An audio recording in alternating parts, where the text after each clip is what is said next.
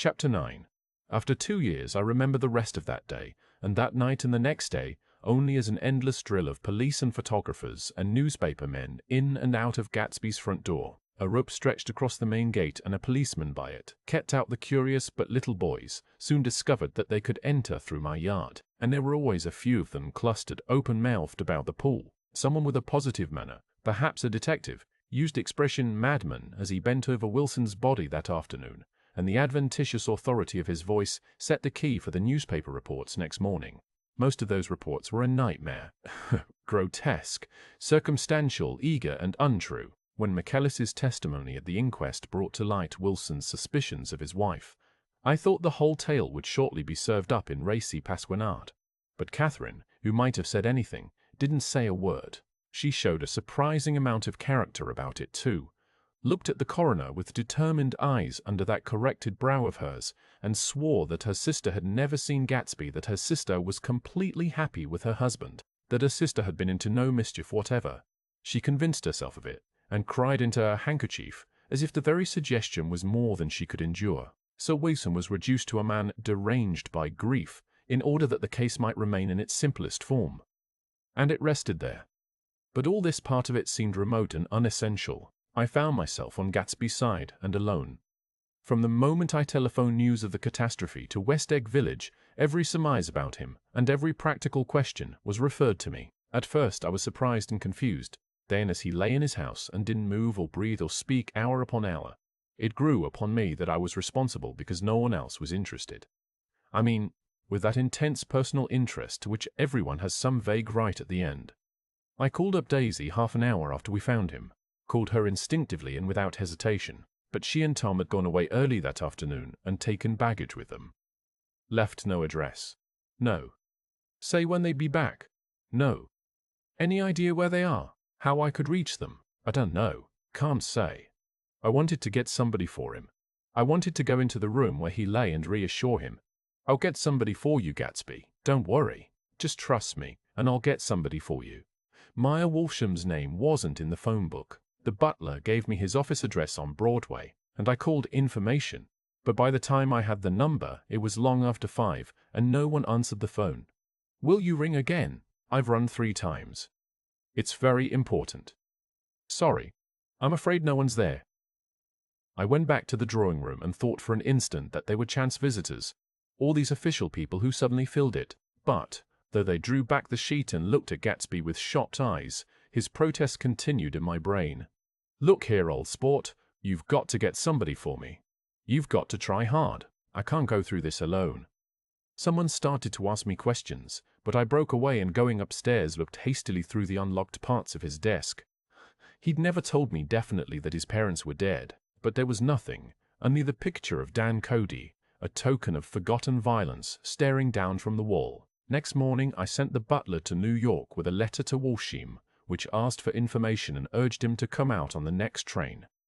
That request seemed superfluous when I wrote it. I was sure he'd start when he saw the newspapers, just as I was sure there'd be a wire from Daisy before noon. But neither a wire nor Mr. Butt. Wolsham arrived. No one arrived except more police and photographers and newspaper men. When the butler brought back Wolsham's answer, I began to have a feeling of defiance, of scornful solidarity between Gatsby and me against them all. Dear Mr. Tive, Caraway, this has been one of the most terrible shocks of my life to me. I hardly can believe it that it is true at all. Such a mad act as that man did should make us all think. I cannot come down now as I am tied up in some very important business, and cannot get mixed up in this thing now. If there is anything I can do a little later, let me know in a letter by Edgar.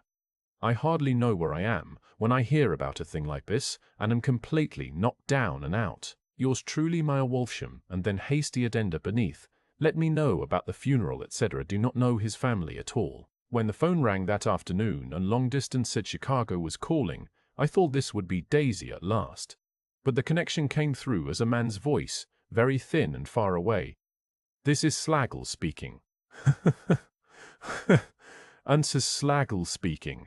Yes? The name was unfamiliar. Hell of a note, isn't it? Get my wire.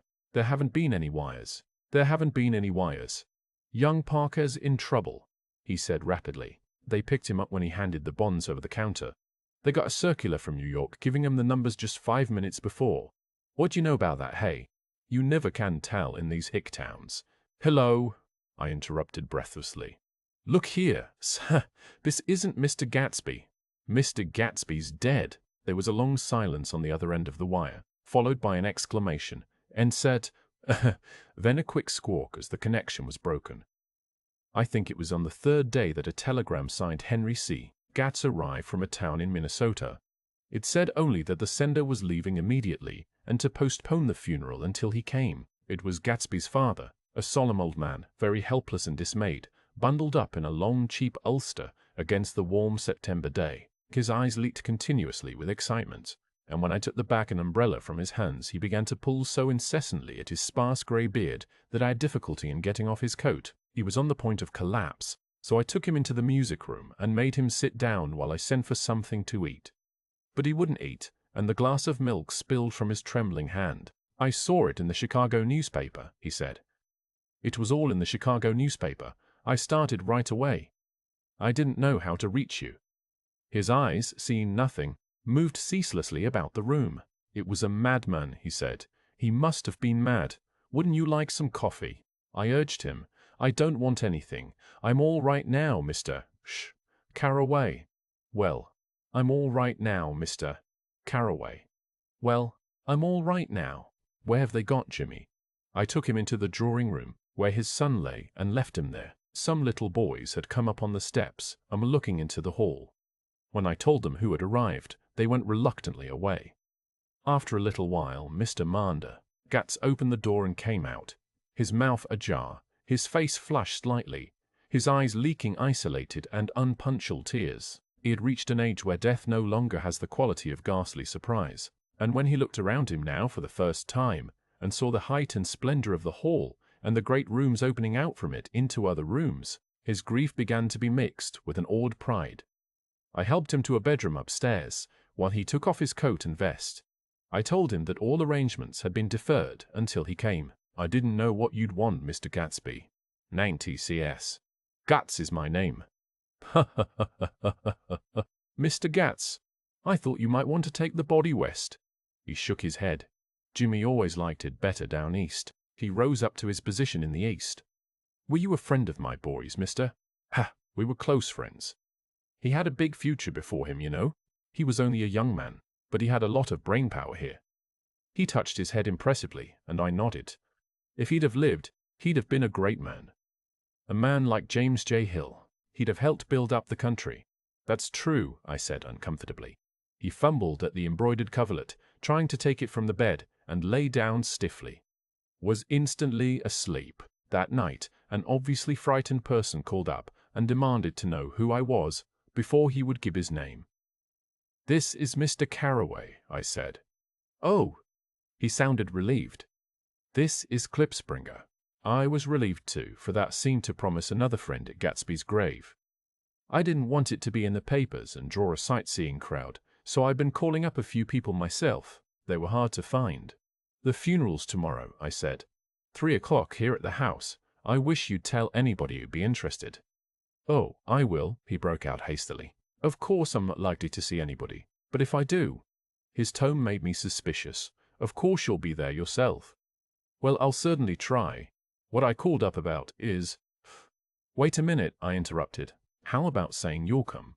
Well, the fact is, the truth of the matter is that I'm staying with some people up here in Greenwich, and they rather expect me to be with them tomorrow. In fact, there's a sort of picnic or something. Of course I'll do my best to get away. I ejaculated an unrestrained "huh," and he must have heard me, for he went on nervously. What I called up about was a pair of shoes I left there. I wonder if it'd be too much trouble to have the butler send them on. You see, they're tennis shoes, and I'm sort of helpless without them. My address is care of B, of Farn. I didn't hear the rest of the name because I hung up the receiver. After that, I felt a certain shame for Gatsby, and my slight one gentleman to whom I telephoned implied that he had got what he deserved. However, that was my fault, for he was one of those who used to sneer most bitterly at Gatsby on the courage of Gatsby's liquor, and I should have known better than to call him. The morning of the funeral I went up to New York to see Meyer Wolfsheim. I couldn't seem to reach him any other way. The door that I pushed open, on the advice of an elevator boy, was marked the Swastika Holding Company, and at first there didn't seem to be anyone inside. But when I'd shouted hello several times in vain, an argument broke out behind a partition, and presently a lovely Jewess appeared at an interior door and scrutinized me with black hostile eyes. "Nobody's in," she said. "Mr. Muffet, Wolfsheim's gone to Chicago." The first part of this was obviously untrue, for someone had begun to whistle "The Rosary" tunelessly inside. "Please say that Mr. Carraway wants to see him. I can't get him back from Chicago, can I?" At this moment a voice, unmistakably Wolfsheim's, called "Stella," from the other side of the door. "Leave your name on the desk," she said quickly. "I'll give it to him when he gets back. But I know he's there." She took a step toward me and began to slide her hands indignantly up and down her hips. "You young men think you can force your way in here any time," she scolded. "We're getting sick and tired of it. When I say he's in Chicago, he's in Chicago. I mentioned Gatsby." Oh, she looked at me over again. "Will you just what was your name?" She vanished. In a moment my Wolfsheim stood solemnly in the doorway, holding out both hands. He drew me into his office, remarking in a reverent voice that it was a sad time for all of us, and offered me a cigar. "My memory goes back to when first I met him," he said, "a young major just out of the army and covered over with medals he got in the war. He was so hard up he had to keep on wearing his uniform because he couldn't buy some regular clothes. First time I saw him was when he came into Weinbrenner's pool room at 43rd Street and asked for a job. He hadn't eaten anything for a couple of days. 'Come on, have some lunch with me,' I said. He ate more than $4 worth of food in half an hour." "Did you star him in business?" I inquired. "Star him, I made him. Oh, I raised him up out of nothing, right out of the gutter. I saw right away he was a fine-appearing, gentlemanly young man, and when he told me he was at Oxford, I knew I could use him good. I got him to join the American Legion, and he used to stand high there. Right off he did some work for a client of mine up to Albany. We were so thick like that in everything. Hubty held up two bulbous fingers, always together. I wondered if this partnership had included the World Series transaction in 1919. "Now he's dead," I said after a moment. "You were his closest friend, so I know you'll want to come to his funeral this afternoon." "I'd like to come." "Well, come then." The hair in his nostrils quivered slightly, and as he shook his head his eyes filled with tears. "I can't do it." "I can't get mixed up in it," he said. "There's nothing to get mixed up in. It's all over now. When a man gets killed, I never like to get mixed up in it in any way. I keep out. When I was a young man, it was different. If a friend of mine died, no matter how, I stuck with them to the end. You may think that's sentimental, but I mean it. I stuck with the bitter end." I saw that for some reason of his own he was determined not to come, so I stood up. "Are you a college man?" he inquired suddenly. For a moment I thought he was going to suggest a gonagon, but he only nodded and shook my hand. "Let us learn to show our friendship for a man when he is alive and not after he is dead," he suggested. After that my own rule is to let everything alone. When I left his office, the sky had turned dark, and I got back to West Egg in a drizzle. After changing my clothes, I went next door and found Mr. Gatz walking up and down excitedly in the hall. His pride in his son and in his son's possessions was continually increasing, and now he had something to show me. "Jimmy sent me this picture." He took out his wallet with trembling fingers. "Look there." It was a photograph of the house, cracked in the corners and dirty with many hands. He pointed out every detail to me eagerly. "Look there," and then sought admiration from my eyes. He had shown it so often that I think it was more real to him now than the house itself. "Jimmy sent it to me. I think it's a very pretty picture. It shows up well. Very well. Had you seen him lately? He come out to see me 2 years ago and bought me the house I live in now. Of course, we was broke up when he run off from home, but I see now there was a reason for it. He knew he had a big future in front of him, and ever since he made a success, he was very generous with me." He seemed reluctant to put away the picture, held it for another minute, lingeringly before my eyes. Then he returned the wallet and pulled from his pocket a ragged old copy of a book called Hopalong Cassidy. "Look here, this is a book he had when he was a boy. It just shows you." He opened it at the back cover and turned it around for me to see. On the last flyleaf was printed the word "Schedule," and the date September 12, 1906. And underneath, rise from bed 6000 AMD. Dumbbell exercise and war scaling 6-1-15 to 1C. Study 30 study electricity, etc. 7-15-15 to 1C. It 1 fate 8-1-15 34. 35th 34 30 p to 1 sev. 4 pruzeden 34. 40 foot 50 p mim. Baseballs and sports 434 30 50 it 1 fee 5. Verdi's elocution. Poison how to attain it 5. The 1 seed to 1 foin. No wasting time at shafters or a name indecipherable. No more smoking or chewing. Bath every other day. Read 1 improving book or magazine per week. Save $5. Rados S. Crossed out. $3 per week. Be better to parents. I came across this book by accident, said the old man. It just shows you, don't it? It just shows you. Junk to eat just shows you. Jimmy was bound to get ahead. He always had some resolves like this or something. Do you notice what he's got about improving his mind? He was always great for that. He told me I ate like a hog once and I beat him for it. He was reluctant to close the book, reading each item aloud and then looking eagerly at me. I think he rather expected me to copy down the list for my own use. A little before 3, the Lutheran minister arrived from Flushing, and I began to look involuntarily out the windows for other cars. So did Gatsby's father, and as the time passed and the servants came in and stood waiting in the hall, his eyes began to blink anxiously, and he spoke of the rain in a worried, uncertain way. The minister glanced several times at his watch, so I took him aside and asked him to wait for half an hour, but it wasn't any use. Nobody came. About 5 o'clock, a procession of 3 cars reached the cemetery and stopped in a thick drizzle beside the gate. First a motor hearse, horribly black and wet, then Mr. Gats and the minister and me in the limousine, and a little later 4 or 5 servants and the postman from West Egg in Gatsby's station wagon, all wet to the skin. As we started through the gate into the cemetery, I heard a car stop, and then the sound of someone splashing after us over the soggy ground. I looked around. It was the man with owl-like glasses whom I had found marveling over Gatsby's books in the library one night 3 months before. I'd never seen him since then. I don't know how he knew about the funeral, or even his name. The rain poured down his thick glasses, and he took them off and wiped them to see the protecting canvas unrolled from Gatsby's grave. I tried to think about Gatsby then for a moment, but he was already too far away, and I could only remember, without resentment, that Daisy hadn't sent a message or a flower. Dimly, I heard someone murmur, "Blessed are the dead that the rain falls on." And then the owl-eyed man said, "Amen to that," in a brave voice. We straggled down quickly through the rain to the cars. Owl Eye spoke to me by the gate. "I couldn't get to the house," he remarked. Neither could anybody else. "Go on," he started.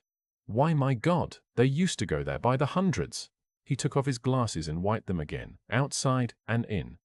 "The poor son of a bitch," he said. "One of my most vivid memories is of coming back west from prep school and later from college at Christmas time. Those who went farther than Chicago would gather in the old dim Union Station at 6 o'clock of a December evening, with a few Chicago friends already caught up into their own holiday gaieties, to bid them a hasty goodbye. I remember the fur coats of the girls returning from Miss This or That's, and the chatter of frozen breath and the hands waving overhead as we caught sight of old acquaintances, and the matchings of invitations. "Are you going to the Ordways, the Herzeys, the Schultzes?" And the long green tickets clasped tight in our gloved hands. And last, the murky yellow cars of the Chicago, Milwaukee, and St.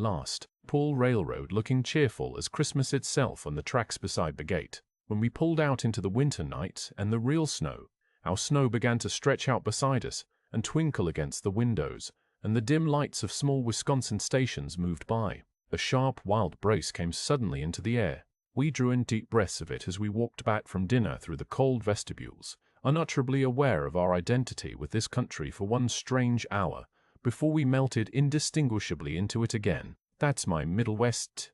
Not the wheat or the prairies or the lost Swede towns, but the thrilling returning trains of my youth, and the street lamps and sleigh bells in the frosty dark, and the shadows of holly wreaths thrown by lighted windows on the snow. I'm part of that, a little solemn with the feel of those long winters, a little complacent from growing up in the Caraway house in a city where dwellings are still called through decades by a family's name. I see now that this has been a story of the West, after all.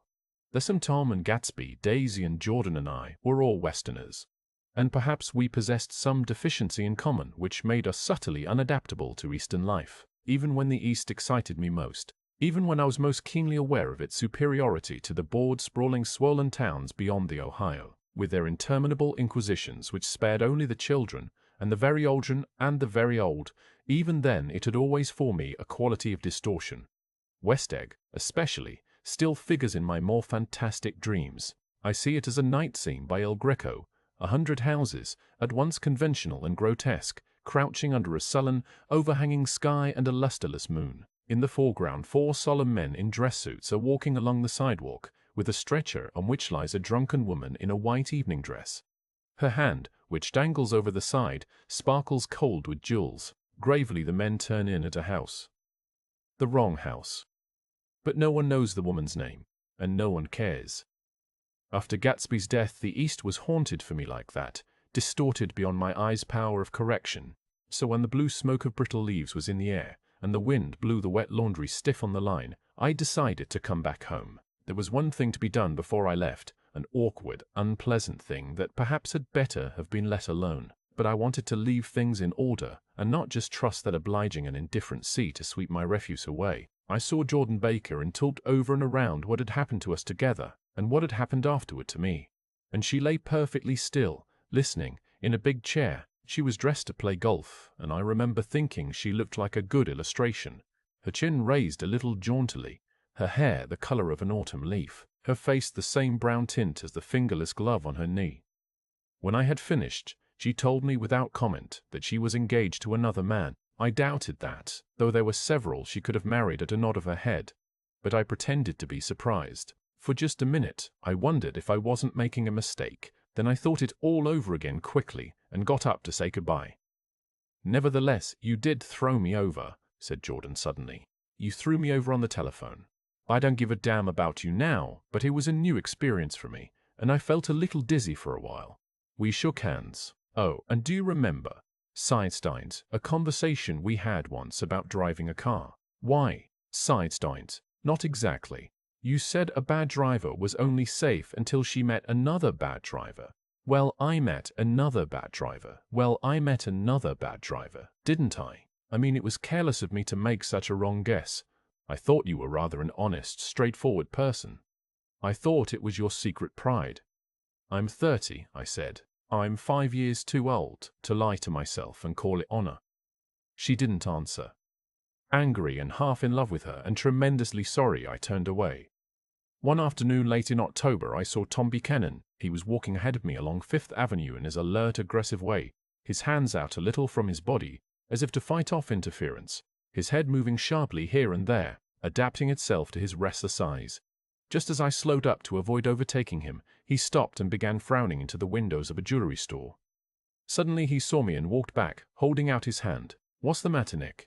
Do you object to shaking hands with me?" "Yes. You know what I think of you." "You're crazy, Nick," he said quickly. "Crazy as hell. I don't know what's the matter with you." "Tom," I inquired, "what did you say to Wilson that afternoon?" He stared at me without a word, and I knew I'd guessed right about those missing hours. I started to turn away, but he took a step after me and grabbed my arm. "I told him the truth," he said. "He came to the door while we were getting ready to leave, and when I sent down word that we weren't in, he tried to force his way upstairs. He was crazy enough to kill me if I hadn't told him who owned the car. His hand was on the revolver in his pocket every minute he was in the house." "CIA." He broke off defiantly. "What if I did tell him? That fellow had it coming to him. He threw dust into your eyes just like he did in Daisy's. But he was a tough one. He ran over Myrtle like you'd run over a dog and never even stopped his car. There was nothing I could say, except the one unutterable fact that it wasn't true. And if you think I didn't have my share of suffering, look here, when I went to give up that flat and saw that damn box of dog biscuits sitting there on the sideboard, I sat down and cried like a baby. By God, it was awful. I couldn't forgive him or like him. But I saw that what he had done was, to him, entirely justified. It was all very careless and confused. They were careless people. Tom and Daisy. They smashed up things and creatures, and then retreated back into their money, or their vast carelessness, or whatever it was that kept them together, and let other people clean up the mess they had made. There, I shook hands with him. It seemed silly not to, for I felt suddenly as though I were talking to a child. Then he went into the jewelry store to buy a pearl necklace, cinque-nate, or perhaps only a pair of cuff buttons, cinque-nate, rid of my provincial squeamishness forever. Gatsby's house was still empty when I left. The grass on his lawn had grown as long as mine. One of the taxi drivers in the village never took a fare past the entrance gate without stopping for a minute and pointing inside. Perhaps it was he who drove Daisy and Gatsby over to Eastagg the night of the accident, and perhaps he had made a story about it all his own.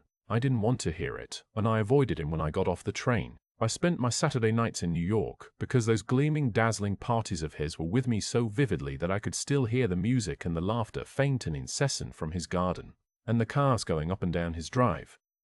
One night I did hear a material car there, and saw its lights stop at his front steps. But I didn't investigate. Probably it was some final guest who had been away at the ends of the earth and didn't know that the party was over. On the last night, with my trunk packed and my car sold to the grocer, I went over and looked at that huge incoherent failure of a house once more. On the white steps an obscene word, scrawled by some boy with a piece of brick, stood out clearly in the moonlight, and I erased it, drawing my shoe raspingly along the stone. Then I wandered down to the beach and sprawled out on the sand.